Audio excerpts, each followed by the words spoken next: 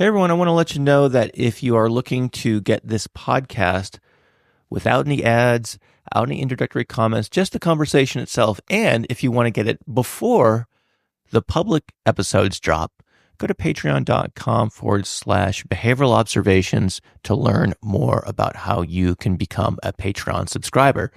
Again, that's patreon.com/behavioral observations, or you can just go to the show notes for this episode. Hey everyone, thanks for joining me in session 280 of the Behavioral Observations podcast. In this episode, Sarah Burby joins me to talk about her career in using her behavior analytic training to help people reach their health and fitness goals. Sarah is the owner of Mind Body Behavior. She's not only a BCBA, she holds many other health and fitness credentials as well. These include certifications as a National Board Certified Health and Wellness Coach, a Certified Intuitive Eating Counselor, and a certified bar instructor. She is also Precision Nutrition Certified, and she's an adjunct professor as well. As you'll see, she wears many, many hats. During this conversation, we talked about the various fitness certifications that are out there, and we spent a good amount of time going over the difference between holding a board-certified credential, like having a BCBA, versus other types of certifications that are out there. We also discussed some practical questions about how to avoid packing on the pounds as we approach the fall and winter. We recorded this back in October. I'm releasing this in November, so this time of year is upon us when it's easy to, climb up there on the scale, as it were. We talk about the importance of learning one's hunger and satiety signals. We talk about whether restricting macronutrient categories is helpful and whether coaches in the health and fitness space actually need to become board-certified behavior analysts. We also talk about the program that Sarah developed specifically for BCBAs who are looking to become National Board Certified Health and Wellness Coaches. As such, if this is something you're interested in, go ahead and check it out. And I've got all the links over at behavioralobservations.com in the show notes. Lastly, I want to give a hat tip to Dr. Christine Barthold of George Mason University. Like Sarah, she holds many of these certifications and credentials in the health and fitness world. She was kind enough to link me up with Sarah to have this fun conversation. So, if you want to learn more about the various things we talked about, again, the show notes will be your friend. In the meantime, I'd like to thank the following sponsors for making this podcast happen. We're brought to you by the University of Cincinnati Online. UC Online designed a Master's of Education in Behavior Analysis program that's 100% online and asynchronous. Log on when it works for you. If you want to learn more, go to online.uc.edu and click the Request Info button. We're also brought to you by HRIC Recruiting. That's right. If you're looking for a job, if you're moving, if you're about to graduate, if you just want to know if the grass is greener on the other side, go to hricolorado.com and schedule a confidential chat with Barb Voss right away. We're also brought to you by approved CEUs, ACE-approved CEUs from yours truly, the Behavioral Observations podcast. We have over 60 events. So just go to behavioralobservations.com and click the Get CEUs button to learn what we have to offer, as well as the various discounts when you pick up more than a few. And then last but not least, if you're looking for a fitness tracking device, this is, I suppose, appropriate to this conversation we're about to hear. I've been using the Whoop Strap for the last few years, and it's really been helpful. In the last 6 months, I've lost about 30 pounds. Now, I'm not saying the Whoop Strap is responsible for all that, because I've had the thing for a couple of years, and I've been carrying around about that much excess weight for about that time. But it's really helped me, along with some other tools and things like that I can get into at some other time, figure out ways to be more mindful about how my activity level and sleep and all these other sorts of things play into the larger picture of health and fitness. So if you want to get the Whoop Strap, go to the show notes for this episode. I'll have a link for it right there. I really find it an indispensable piece of equipment when it comes to these sorts of things. So that's it for opening remarks. So without any further delay, please enjoy this really fun and informative conversation with Sarah Burby.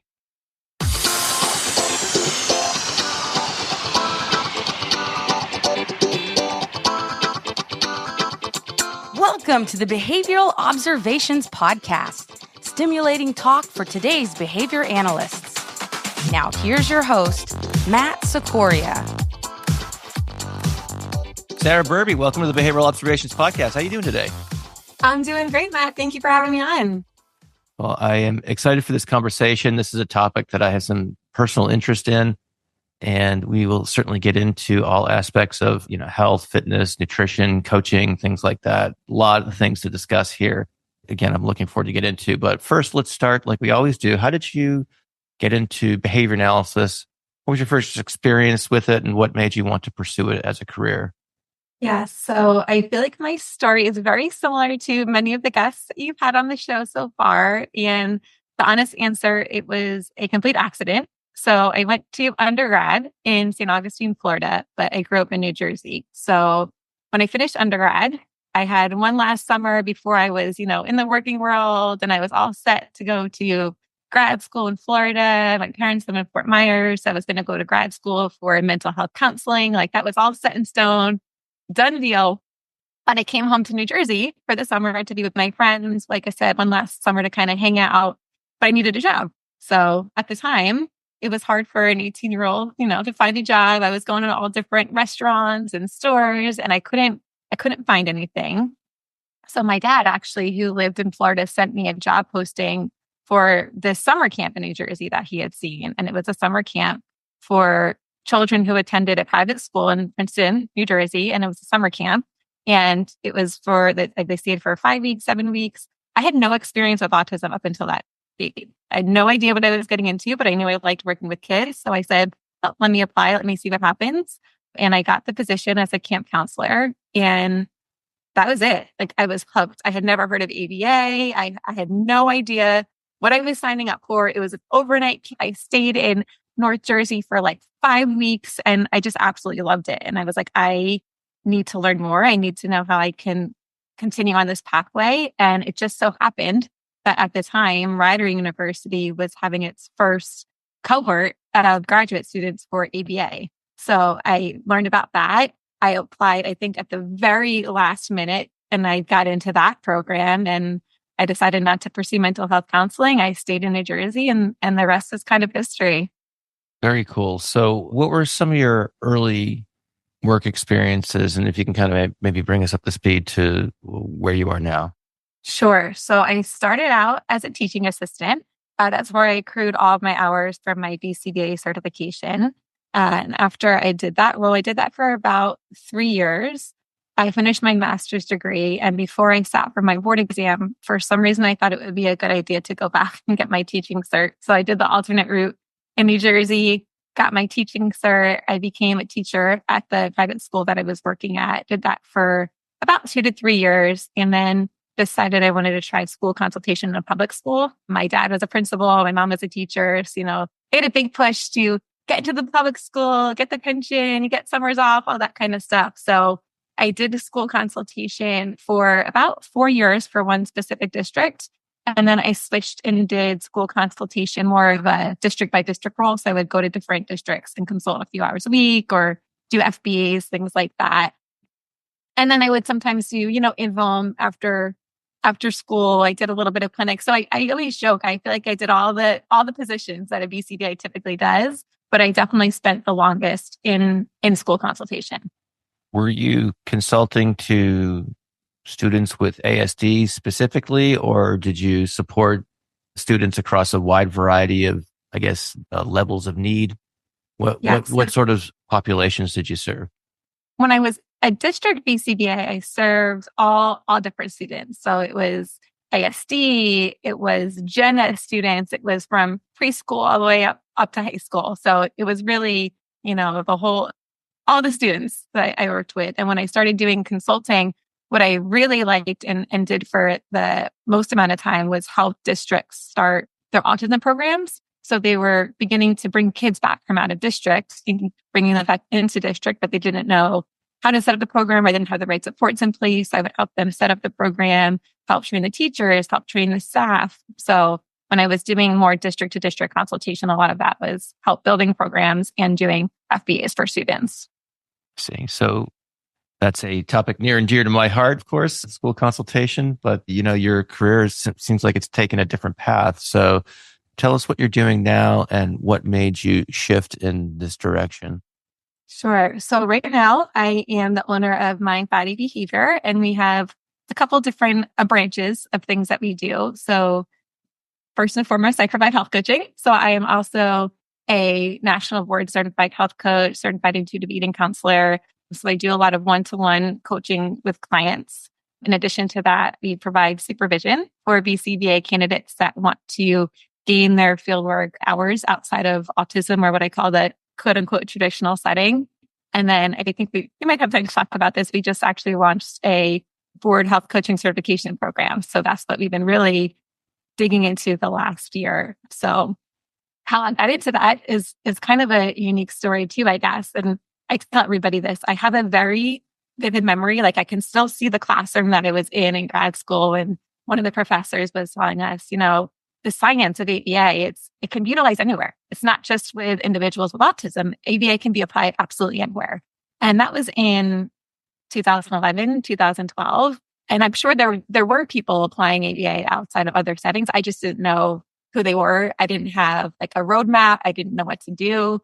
So I was always kind of curious of, okay, ABA can be applied other ways. How can we do that? I just didn't have the answers. So, being a new BCBA, newly certified, trying to get my feet wet, figure out what the heck I'm doing in this quote unquote traditional setting, I didn't really have, I guess the confidence maybe is the right word, to start exploring until 5, 6, 7 years later. And it's kind of how I slowly started to shift.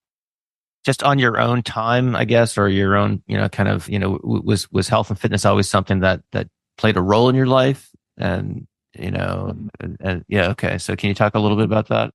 Sure. Yeah. So I played soccer all through college, through undergrad. So super into playing sports. And then after that, which I'm going to guess many college athletes kind of after they graduate and they're like, okay, what's next? I'm used to practices and games and this, kind of competition. And now that's like a little bit part of our identity that's not there anymore. So I started getting into running. I would do half marathons. So always into different types of health and fitness. But also on the other end, before I say this, I need to preface it by saying I had a wonderful childhood. I had wonderful parents who loved me and provided anything I needed. But I was a female that grew up in the 90s. And in that time, it was very much like, quote unquote, again, diet culture obsessed, right? It was in the 90s when all these fad diets were a thing. And women in my life were influenced by that. And there was a lot of talk about weight and size and, ideal weight. And we should be exercising to burn calories and fit into the certain type of clothing. So as I got older and just, kind of saw the world through a different lens, I just got so curious about my own eating behavior and exercise behavior and like kind of the why behind it. And now just exploring people that are my age that grew up in that, like I said, kind of diet culture household and how that influences the way that they view diet and exercise. Diet meaning like their eating patterns, and exercise now. You have obtained a number of certifications and things like that. I'd like to get a sense of like the lay of the land of these certifications.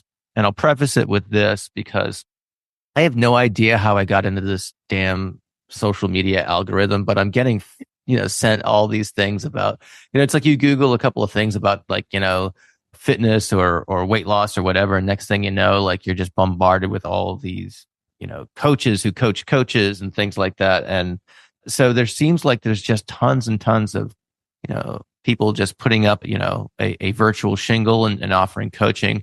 But even when I hear like, certified this and, board this and all the things that come along with that, the volume, I guess, as a layperson looking at this stuff seems so much that personally, my eyes kind of glaze over.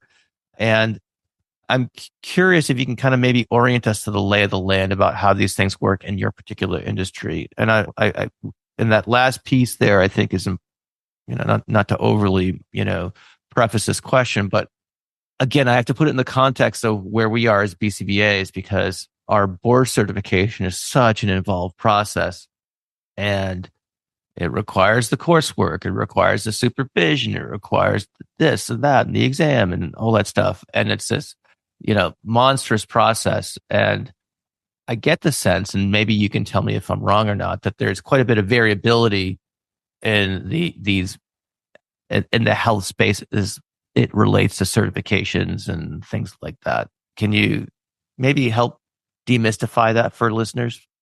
Sure. Yeah. And I agree. I think, I see the same thing on my end on social media. It's like this certified this coach or this certified that coach. And I think one of the biggest things to look at is, or I guess maybe a better way to put it is biggest thing to understand is the difference between a certification program and a board certified program, right? Like, so I kind of think about that as we're board certified behavior analysts, but I'm sure there's autism specialists or autism certifications out there, right? But we know that autism certification is nowhere near the requirements that we had to go through to become board certified behavior analysts.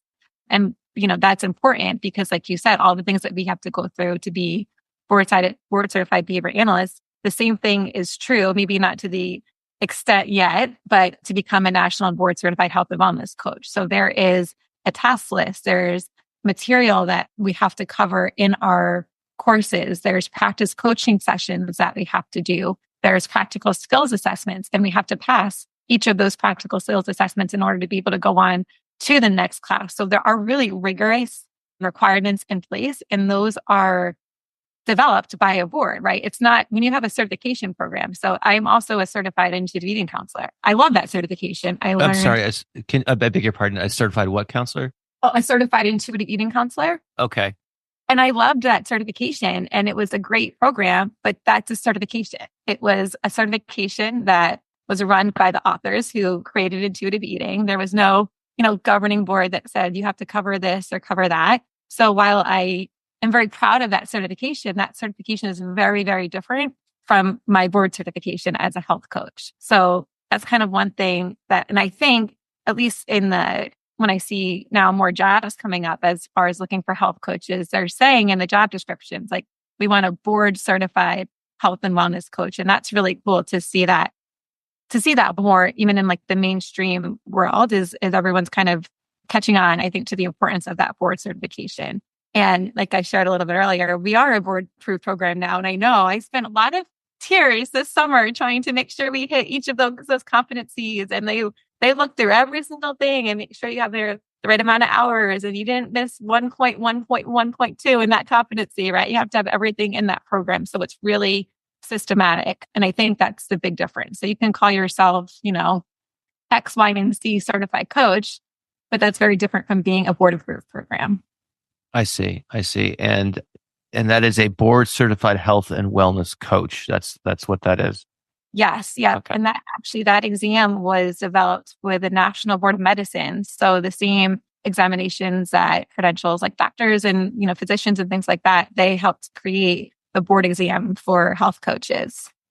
And, from what I've learned about from my conversations with people at the Behavior Analysis Certification Board, and, is that these boards, and I'm just speaking to that category, excuse me, but is that there are certification bodies that certify board certification bodies, which is kind of meta, I suppose. It's kind of like those of a certain age where, there's an Austin Powers scene that with factories making little that make little factories, but I'll put a Wikipedia link into that for those who have no idea what I'm talking about. I'm aging myself, of course. I just want to bring the conversation back to generations. No, I'm kidding aside. So that's interesting. I'm glad you made that distinction, because when I see these coaches, I mean, there's, life coaches, health coaches, parenting coaches. I've even seen, I'm getting that age and the algorithm is targeting me. It's like even like divorce and separation coaches and everything else under the sun, like lifestyle wise, it's nuts. I also have an acquaintance, friend of a friend of a friend, who is a wellness coach, and they told a story about going to like a wellness coach convention in Boston, and there were people there doing like energy healing and, all sorts of things like that. And I had to breathe into a paper bag, to just kind of hear some of these stories of what people, and people go down there and people spend big bucks on this stuff. So like, in other words, there's a reinforcer for offering these services. And, maybe it just points to some general pervasive need for folks to obviously want to make improvements in their life. And again, the consumer protection stuff is what I worry about for sure. Again, thank you for making that distinction. I think about like coaching too, right? Like people that advertise themselves, or they call themselves this coach, this life coach, this, XYZ coach, like, do they actually have the training in coaching? Like, I know you've had guests on before that talk about motivational interviewing and transtheoretical model of change, right? That's coaching. So if they call themselves a coach, do they actually go through a coaching program? Do they have the coaching skills, or do they just have the knowledge, whatever area of interest that they're trying to help? Yeah, that's a very important point. Are you looking for a new job, but you're overwhelmed with all the emails that you're getting from various ABA agencies? What if there was someone who was in your corner and could help you find the perfect job placement? Well, that person exists.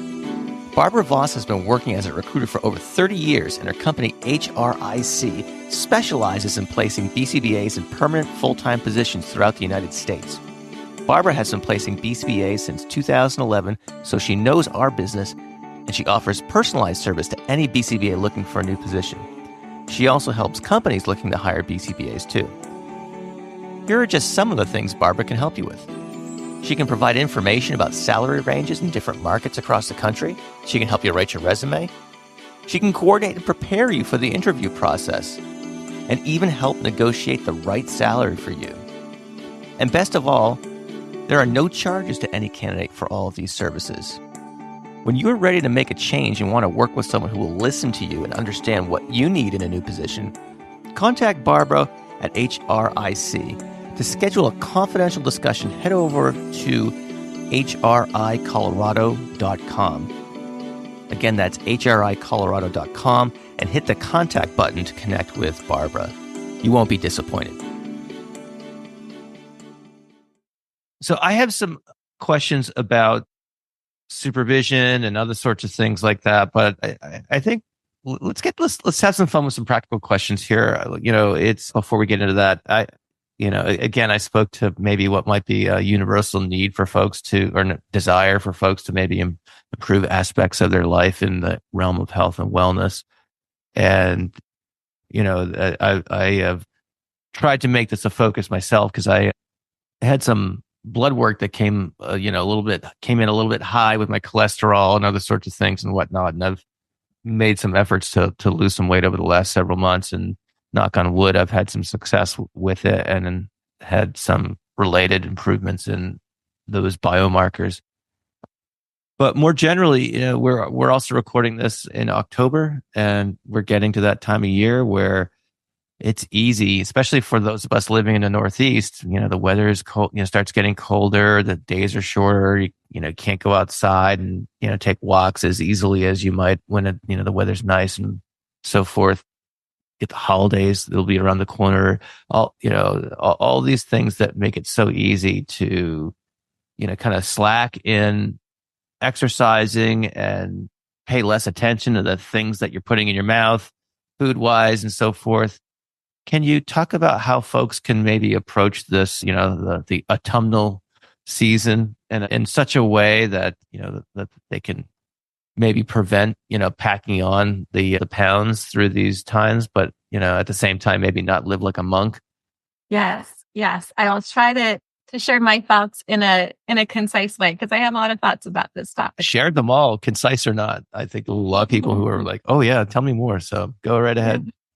I think number one, and not to get into act just yet, but I think understanding your why, like what is the reason that you want to maintain whatever change it is that you're trying to make, right? So if your why is you want to stay consistent with your exercise, what is that going to do for you? So I'm going to stay consistent with my exercise, so I have more energy. Okay, cool. And so you have more energy. How is that going to help you in your life, right? Or I want to make sure I am eating a way that feels good for my body, and I'm not, restricting all the foods, but I'm also not feeling so stuffed every single day that I just feel sick, right? So what is the why behind that? How does that behavior engage or connect to your bigger health why, I should say?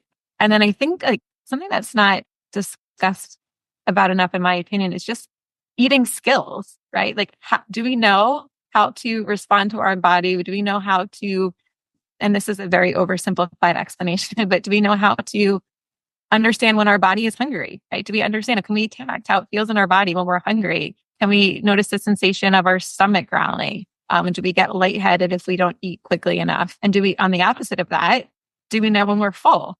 And are we eating slowly enough that we can tack those sensations of like, yeah, I'm getting uncomfortably full now. Maybe I'm not going to, finish what's on my plate. Or if I want that, I can come back in an hour or two and eat it later. I also have a lot of thoughts about being full, quote unquote full, but also being satisfied, right? So you might be full if you're eating, if you're only allowing yourself to eat all these quote, like healthy foods, and you might be full, but you're not satisfied. So then you're going to go and eat, a piece of cake or a piece of pie because you're full, but you're not satisfied. So I think being able to reconnect with your body, and I know that sounds a little bit mentalistic, but that's what I talk about with my clients on day one is like, how do you tell me how you know you're hungry and tell me how you know that you're full? And everyone's like, I don't know. I don't know the last time I thought about that, right? Especially I think during the holidays or BCBs, RBTs, we're just go, go, go all day long, right? A lot of times we're eating through our lunch or we're eating in the car. We're doing, so many different things as we're eating, as we're snacking. So it's very, very hard to notice when we're hungry or when we're full. So I think that's one part of it. I also think, and this is maybe a little controversial, but I don't believe in restricting certain foods. So I don't really believe in, okay, it's a holiday season, but I'm going to be good. I'm not going to eat any desserts this holiday season. I'm just going to stick to this and that because then we know that creates a state of deprivation.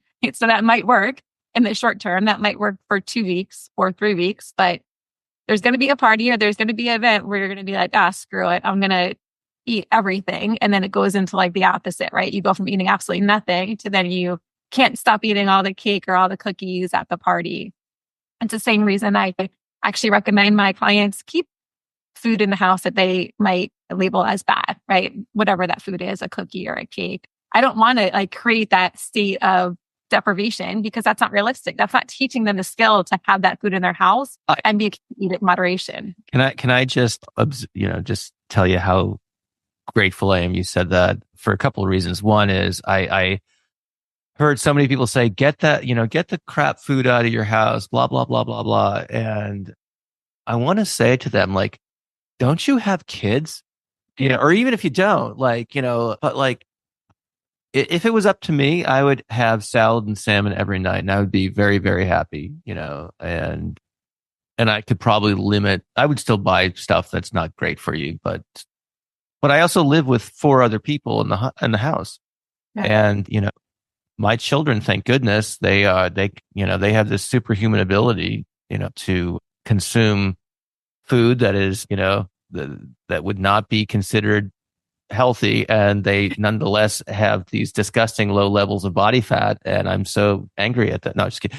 But so in other words, weight's not a problem for them, so I don't want to overly restrict what they have available too. So I very much appreciate you acknowledging reality, if you will, because when I see things like that, it just kind of well, that's great. It's like people saying it's like, oh yeah, you should meditate for an hour every morning or something like that. I'm like, get the hell out of here. Hey everyone, balancing work, personal life, and school can be challenging. And that's why the University of Cincinnati created a fully online Masters of Education in Behavior Analysis program. This asynchronous program is designed to accommodate your schedule with support from student success coordinators every step of the way. In just 5 semesters, you can graduate and be prepared for the BCBA exam. The University of Cincinnati's program is FAFSA eligible and offers tuition discounts to their unique business partnership program. If this sounds good to you, visit online.uc.edu/behavior-analysis-med to learn more, or you can simply go to the show notes for this episode to find a convenient link. Let's bring up the Christmas party or something, or Halloween, I guess, would be the one that's around the corner. One of the things I've experienced from time to time is, you have an event or a series of events and it just kind of knocks you off your whatever type of, I want to say plan, but whatever your eating routine. Let's say you have some sort of eating routine that results in some sort of equilibrium that works for you, whatever. And then you go on a trip. Yeah. Traveling for me is the big one, if I go to a conference or something like that, you're just grabbing whatever's there and stuff like that.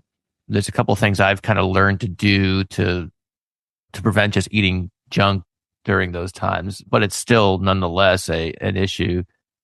But holidays and things like that, at various times in my life, I've even when the holidays go away, you return from the trip or whatever, it's hard to get back in the groove. And I think the same goes for exercise, which I have another question about. So maybe we could treat that separately. But what are some ways people can maybe avoid that after effect, if you will, of like, well, I guess I'm, off the wagon now or whatever, Yeah. Yeah. And I think the way that I look at eating and is that hopefully they're eating in a way that, right, I understand people might want to eat a certain way because of health reasons or certain diagnoses or things like that. But my whole kind of style of coaching is that there's no food that is like not available, right? So any type of food will be available at any time, but you're learning to feel your body with what feels good for you. So like one of the criticisms of intuitive eating is that like, oh, in intuitive eating, people are just eating like donuts and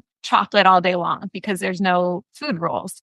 But if you think about that for a second, if you gave yourself permission to eat donuts and chocolate all day long for a day or two, you're going to feel pretty terrible. Like your body's not going to feel good if you do that, right? So maybe if you've been on a really restrictive diet, yeah, maybe you will do that. You'll finally allow yourself to eat those foods. But if you're truly listening to how it feels in your body, you're not going to want to keep doing that. You're going to then want vegetable or a fruit or a salad or something else like that. So thinking about maybe just like I said, being more aware of how you feel physically. And typically when I go to conferences or things like that, like you said, I'll try to, pack some protein bars that I like that I know I can have on the go, or I'll pack, like oatmeal packets or things like that. And it's not because I want to be restrictive about what I'm eating. It's because I know if I'm sitting at a conference for 3 days in a row, which I'm not used to sitting all day, and I'm eating like conference food all day long, I'm just going to feel real sluggish. Like another thing is I bring tons of water with me when I go to conferences because I find if I don't bring water, I'm just chugging coffee all day, right? And then I just feel like I just don't feel like myself. I feel sluggish. I don't feel great. So that's why I keep going back to like kind of seeing how you feel like when you when you eat certain things, or when you just being able to recognize how that impacts how you feel, and then what behaviors that you engage in, right? So when I feel sluggish, maybe I'm less likely to, hang out with my friends after the conference or go out to dinner with them or X, Y, or Z. I see that makes sense. I've heard the term intuitive eating. What is intuitive eating in a nutshell? Yeah. So there's basically 10 principles that they have. So it's like I said, honor your hunger, honor your fullness, make peace with food, cope with your emotions with kindness. I know this all sounds very mentalistic, but I actually just finished up a 5-week RFT Act and intuitive eating immersion for BC Days. So anyone has questions or thinks that this is not behavior analytic, I promise we can go about it in a behavior analytic way. Okay, and just to be clear, so send if there's a place for people to find that, let me know. We'll make sure to put that in the show notes. And just as a reminder to folks listening, and you probably get sick of me saying this, but the show notes to this podcast is your friend. And if you want to get the show notes delivered directly to your email inbox, go to behavioralobservations.com. Sign up for the email list. It's totally non-spammy. And pretty much all I do, with the rare exceptions, is just send out the show notes with links to everything we talk about in these episodes. All right, go ahead. Sorry. Yeah, no, it's okay. So I was going to say a lot of it, when I use it with my clients, it's a lot of learning new ways to eat, because there's a lot of food rules in place. Like carbs are bad, and not to get too much into relational frame theory, right? But if it's carbs are bad. So if I eat carbs, then I'm bad. So then what do? We restrict all carbs for X amount of time, which might work, but then it's not going to work in the long term for most people. Let me preface by saying, I know there's some people, maybe a very little, maybe 5% of people will do this, but most people in the world will not be able to do that long term, thinking even like 5 years or longer, or any sort of really restrictive diet, any really restrictive eating pattern.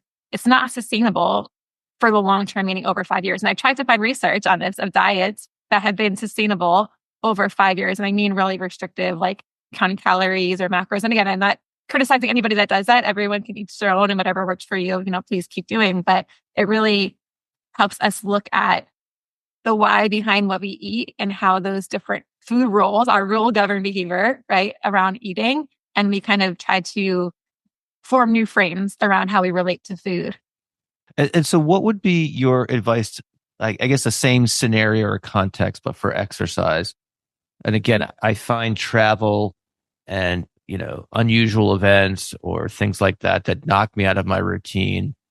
For me, I always struggle with, I think I'm getting a little bit better at it, but, historically it's been a struggle for me to kind of get back on the horse, as it were, to like running or weightlifting or, any of the things that I've tried to do with some level of consistency over the years. Yeah. And I think too and there actually is a principle of intuitive eating around exercise, and it's basically find exercise that you like. So for some people, one of the barriers to exercising is like, well, I don't want to go to a gym. Like, I personally hate going to a gym because I don't know what to do with all the free weights. I feel very uncomfortable. I feel like everyone is staring at me. But I have other forms of exercise that I engage in, so I never have to step foot into a gym. Or some people might think, if I want to exercise, I have to run. And some people hate running. And I tell people, if you hate running, don't run, right? There's a ton of benefits of running, but if you don't like it, again, if something you enjoy, you're not going to sustain it over a long period of time. So I think number one, finding a form of movement that you enjoy. And I've actually, created a little movement preference assessment for clients. Like, you just get real creative. Like, do you enjoy hiking? Do you enjoy skateboarding or rollerblading? Do you enjoy biking? So there's all different types of exercise. And I think, again, the way that our learning history with exercise, we kind of relate it to like, it has to be at a gym, or we have to be doing like high intensity exercise to count as exercise, but just movement in general. So for me, that was hard. I'm like, my normal routine is wake up in the morning and do X, Y, or Z. But I've gotten in the habit at conferences, like I'll just walk around. Like, I'm usually in a new city or a new place, and movement, walking, that's exercise, right? So it's not what I would frame as exercise when I'm home, but that's still exercise. So I could tell myself like, oh, I'm at a conference, I don't have access to my gym, I'm not going to exercise today. Or I can say, oh, it's kind of nice out, let me go for a walk. And that is exercise, right? It's just sometimes we don't in our head count it as movement or exercise. Got it. So let's talk about the, I guess, job opportunities in this field. So I'm guessing that there's people listening to this say, I'm really into this stuff. I've always been concerned about or like to learn about fitness or nutrition, etc. I have this BCBA credential. I'm working with kids with autism, or I'm working at a school or whatever. I'm thinking of a career shift. So what are some of the occupational opportunities for people who might want to break out into this area of practice?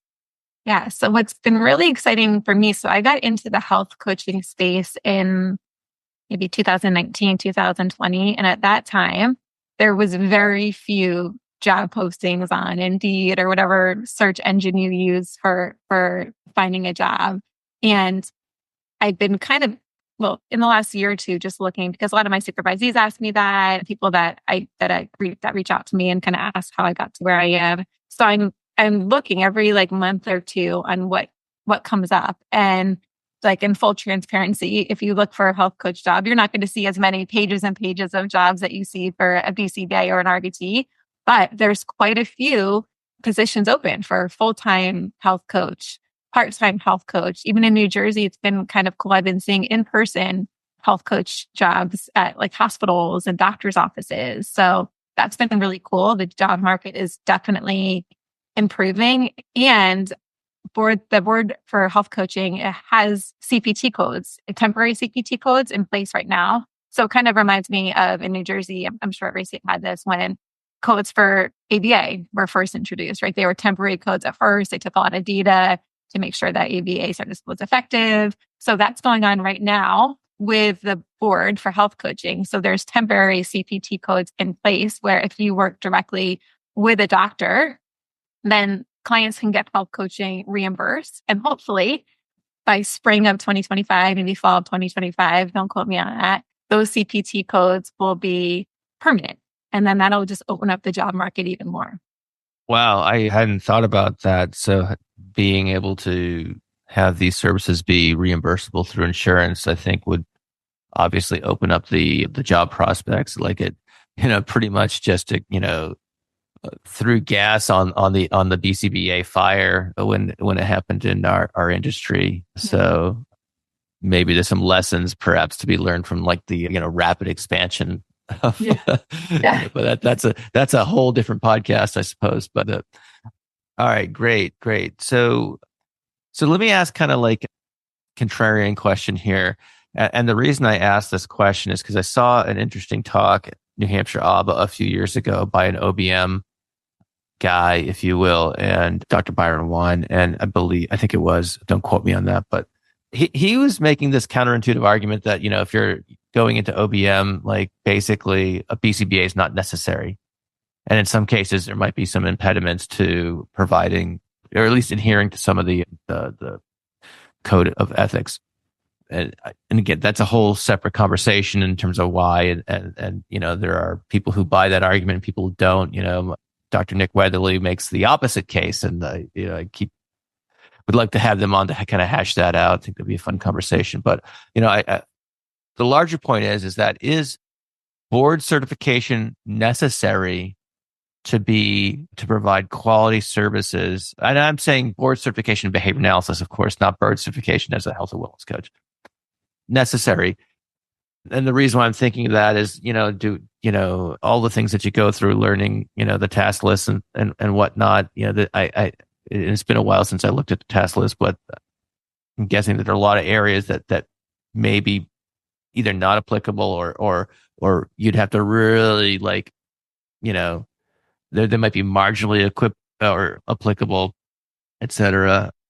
And might that time be better spent using and learning about other types of strategies and tactics that might be more directly helpful in these contexts, like things like motivational interviewing, using things like tools like the ACT matrix and things like that, things that aren't on the task list. So what are your views on that? So, do I think it's necessary? No. Do I think it's very helpful? Yes. And I think because I was a BCBA first and practiced as a BCBA for so many years before I transitioned, like it's almost hard for me to separate in my brain, like the two sciences. I just blend them together so easily now because I've been doing it for the last couple of years. But not to switch gears and not directly answer your question, but in our supervision program, we talk about motivational interviewing with our supervisees. We talk about the ACT matrix and the choice point. We're reading ACT Made Simple as a book club together. So one of the reasons that I started providing supervision outside this traditional setting for BCBA candidates want to work in health coaching, the health coaching space, the wellness space, sports, fitness, whatever it is because I want them to see how the task list does apply to all these different areas, right? And we can, in our supervision sessions, I had someone text me last night, actually, and she was like, we did the ACT Bullseye as a staff training and it went awesome. So like we tie all of those things and even motivational interviewing, looking at that through a behavior analytic lens. So to me, it just blends together so nicely. And I think I have more background information, maybe because I'm a BCBA, that I wouldn't have had if I just went through a board approved health coaching program. I don't know if that directly answered your question. Yeah, I don't know if there's a direct answer, period. So I think it's just helpful to have the conversation. I'm just, again, it's one of those things where it's, I don't know. Have you read the paper? And I always blank. It's the paper I've probably referenced the most on this podcast. It's by Norman and Cohn. Oh, it was in the Behavior Analyst about 10 years ago. I will definitely find it and put it in the show notes, but they wrote a really short but very informative paper about just thinking through what it would be like for behavior analysts to provide to branch out into other areas of practice. And they gave some examples and things like that. And I keep every time I see them at a conference or whatever, I'm always trying to urge them to write an update to it. But for those who are interested, that's a very interesting discussion on, or meditation, if you will, on this topic. But yeah, for those of us who are already BCBAs, we have we have this background and lens to look at these sorts of things. But, I'm also, if you put someone through your coaching program who didn't have that background, could they still be effective? I'm just, and again, this is just more of a thought experiment than anything else. I'm just trying to wonder what the minimum viable product is, if you will, in business terms. So anyway, tell me about, so you mentioned your supervision program. What is the demand been like to get supervision in this area? Or, do you have supervisors like, oh my gosh, I've been looking for this sort of thing and, I finally found it? Or, tell me a little bit about people's experiences with it and things like that.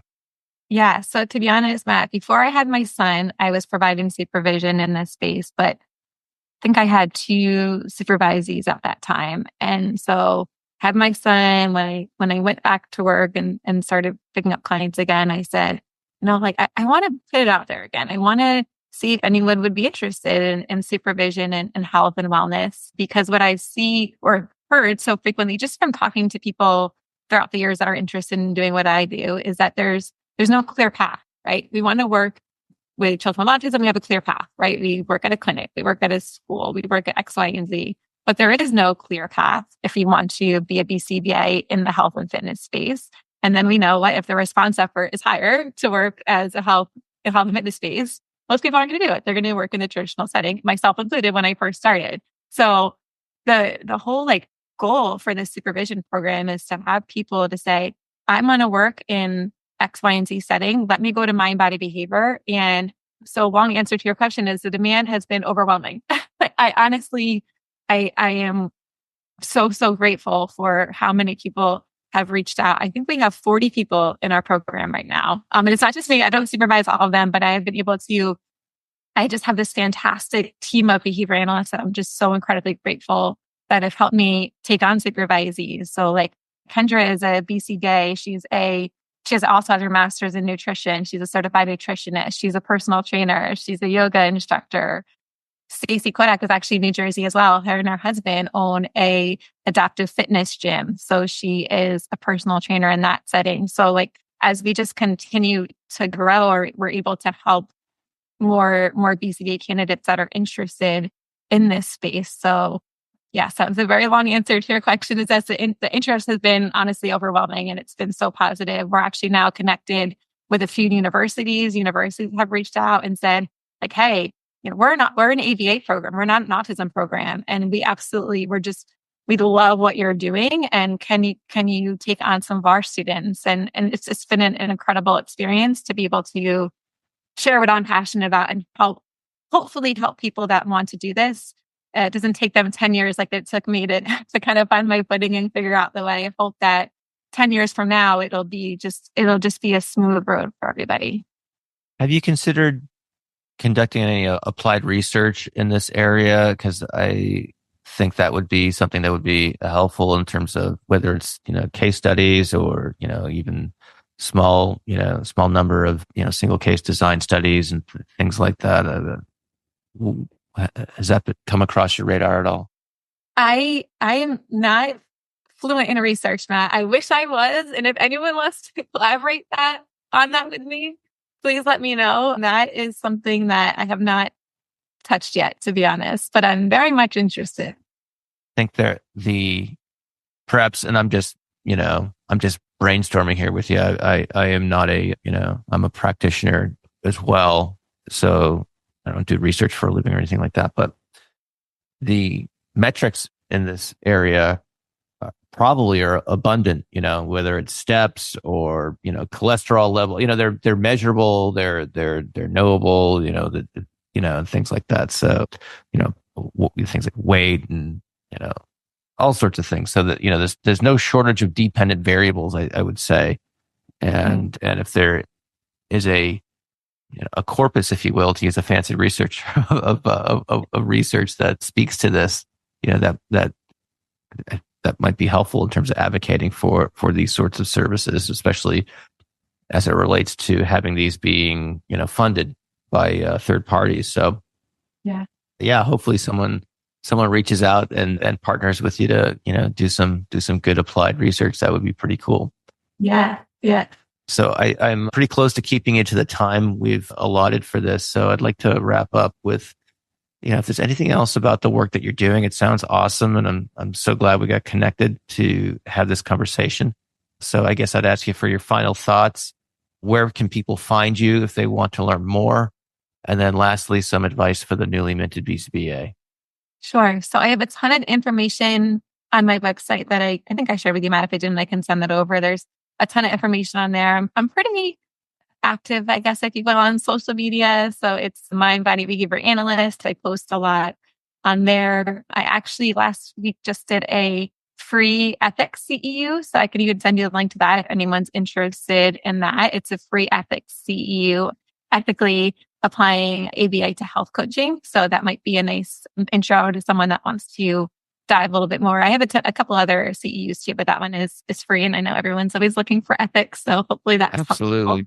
And then as far as advice for newly minted BCBAs, and maybe this isn't directly related to health coaching, but one thing I recommend is just like for a second, maybe put your blinders on and think about if you didn't know anything about where you should work as a BCBA, or if you didn't know anything about where BCBAs work, what would you like to do and who would you like to help? Because I think that's how we're going to continue to grow and expand the field.